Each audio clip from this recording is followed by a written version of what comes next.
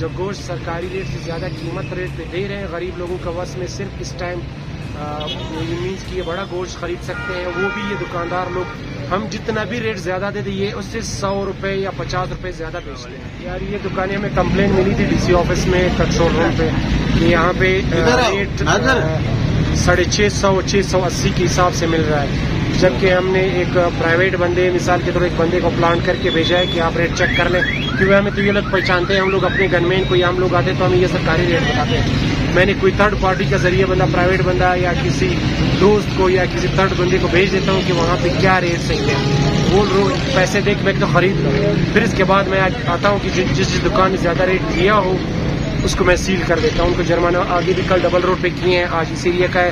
اور سپینی روڈ اور بڑے روڈ پہ بھی ہمارا جانے کا ارادہ ہے۔ وہاں پہ جو گوشت سرکاری ریٹ سے زیادہ قیمت ریٹ پہ دے رہے ہیں، غریب لوگوں کا وس میں صرف اس ٹائم